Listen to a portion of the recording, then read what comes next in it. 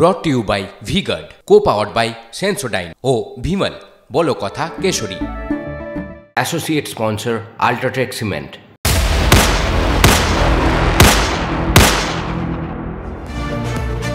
নমস্কার, দেখছেন TV9 বাংলা। আপনাদের সঙ্গে রয়েছি আমি তন্নিষ্ঠা। এই মুহূর্তে দাঁড়িয়ে যে বিষয়টা নিয়ে রাজ্য রাজনীতিতে আলোচনা হচ্ছে তা হচ্ছে এই রাজ্যে বেলাগাম গুলি বৃষ্টি। দেখুন, বেলঘড়িয়ায় আপনাদেরকে দেখিয়েছিলাম ব্যবসায়ীকে গুলি করা হয়েছিল, ব্যবসায়ীর গাড়ি ঘিরে ধরে গুলি করা হয় এবং সেই ঘটনায় ইতিমধ্যেই আটক করা হয়েছে দুজনকে। এই খবর আমরা পাচ্ছি। অভিযুক্ত দুষ্কৃতীদের দফায় দফায় জিজ্ঞাসাবাদ করছে বেলঘড়িয়া থানার পুলিশ। পার্ক স্ট্রিটের পাশাপাশি গতকাল বেলঘড়িয়াতেও চলে গুলি এবং দিনে দুপুরে বিডি রোডের মতো জমজমাট রাস্তায় সেখানে নির্দ্বিধায় গুলি চলে। মোটর বাইকে করে আসে দুষ্কৃতীরা এবং তারপর গুলি চালিয়ে তারা ফেরার হয়ে যায়। যদিও এই মুহূর্তের যে আপডেট আমরা পাচ্ছি, বেলঘড়িয়ায় ব্যবসায়ীকে গুলিকাণ্ডে আটক করা হয়েছে, দুজনকে আটক করা হয়েছে। অনন্ত আমাদের প্রতিনিধি আমাদের সঙ্গে রয়েছেন। অনন্ত, গতকাল যে ঘটনা ঘটে তারপর সেই ঘটনার পর থেকে বিটি রোড অঞ্চল চাঞ্চল্য ছড়ায়, সেখানে স্তব্ধ হয়ে যায় সমস্তটাই। অভিযুক্ত দুষ্কৃতীদের দফায় দফায় জিজ্ঞাসাবাদ চলছে বলে জানা যাচ্ছে। এখন অব্দি কি আপডেট? এখনো পর্যন্ত পুলিশ মোট 2 জন বলেছিলাম, এই মুহূর্তে আরেকজনকে পুলিশ আটক করলো। টোটাল 3 জনকে পুলিশ আটক করেছে, তাদের দফায় দফায় জিজ্ঞাসাবাদ করছে এবং এর সূত্র কি, কে এর মাথায় আছে। কেননা সবচেয়ে একটা বড় ব্যাপার বলে রাখি, যখন এই গুলিকাণ্ড ঘটে পুলিশ যখন রেস্কিউ করে অজয় মণ্ডল, ব্যবসায়ী অজয় মণ্ডলকে থানায় নিয়ে যায়, যখন তিনি থানায় আইসির কাছে বসে আছেন, যখন তার পাশে পুলিশ কমিশনার অলোক রাজরিয়া বসে আছেন, তখনই বিহার থেকে ফোন আসে। রমেশ সিং নামে একজন ফোন করে, তাকে ঠেট করা হয় তু বাদ গিয়া।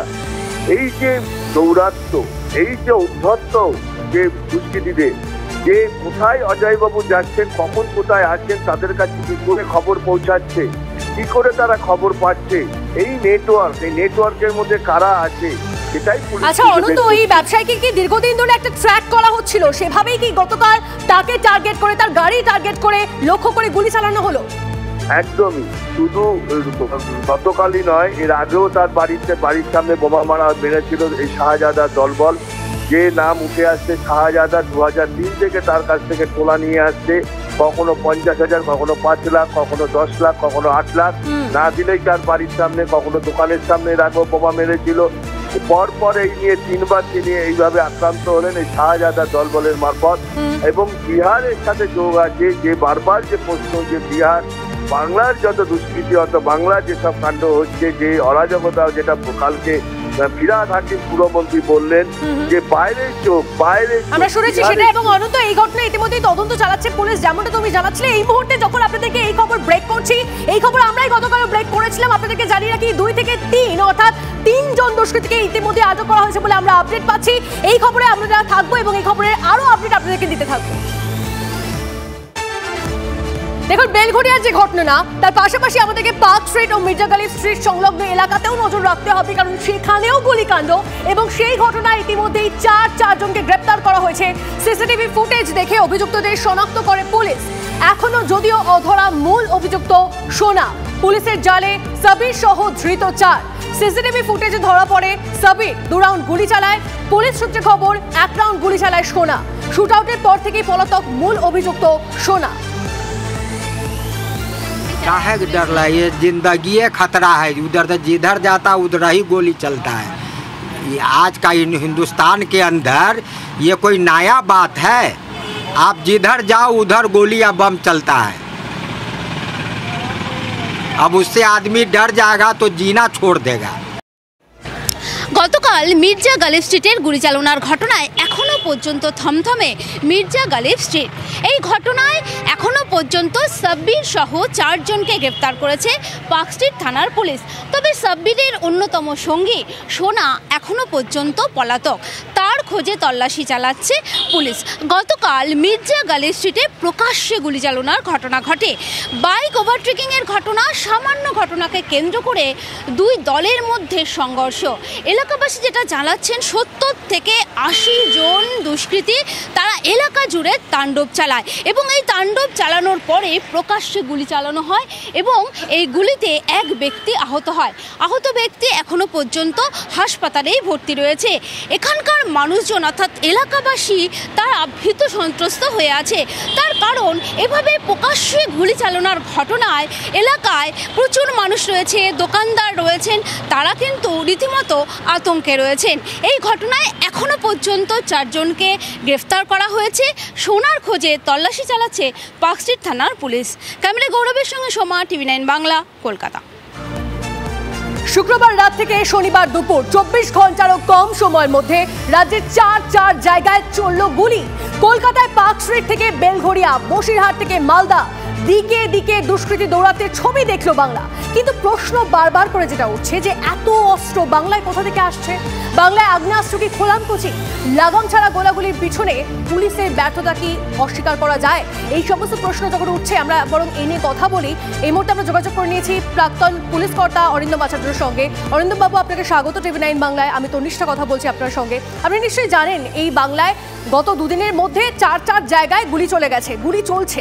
এখন প্রশ্ন উঠছে বারবার করে পুলিশের ভূমিকা নিয়ে। আপনি এই বিষয়টাকে কিভাবে দেখছেন?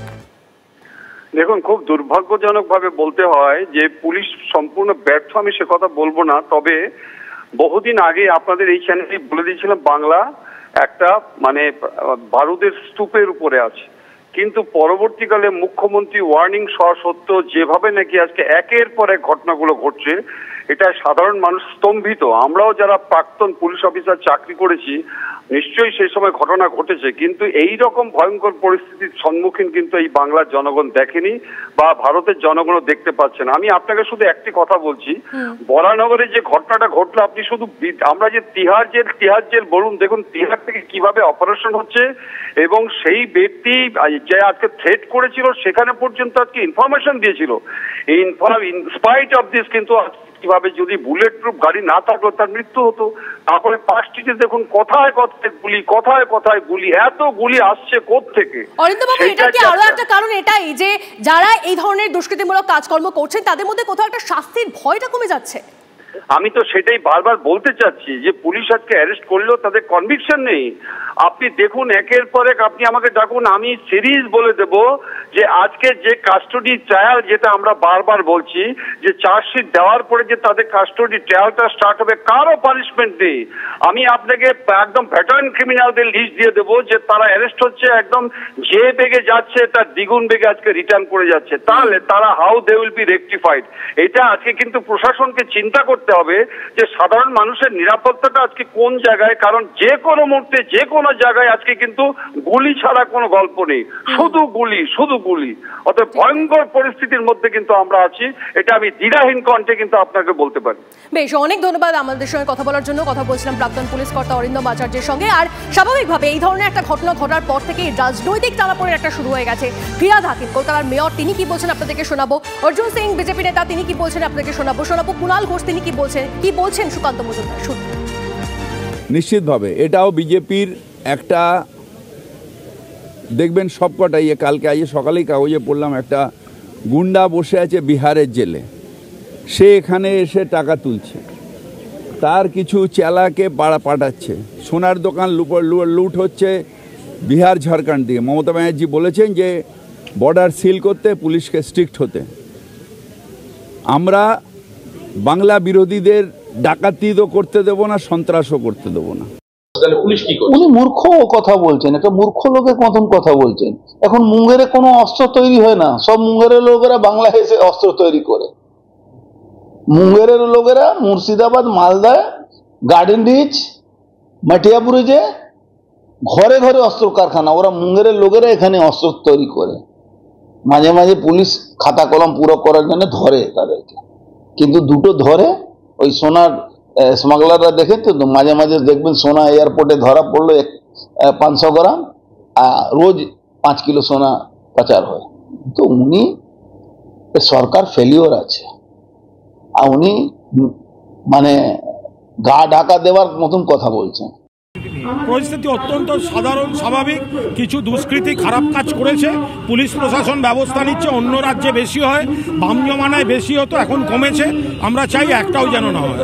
এই যে ব্যবসায়ীকে ঘিরে ধরে 7-8 জন মিলে গুলি, এটা হচ্ছে যে তোলাবাজি, অর্থাৎ ভয় দেখিয়ে পয়সা তোলা ব্যবসায়ীদের কাছ থেকে, তারই একটা চক্র চলছে। এবং আমার এটাকে মনে করিয়ে দিচ্ছে 90-এর দশকে মুম্বাই শহরে যেভাবে দাউদ ইব্রাহিম, ছোটা শাকিল, ছোটা রাজন, বিভিন্ন গ্যাংয়ের যে তোলাবাজি চলতো ভয় দেখিয়ে, এক্সট্রাকশন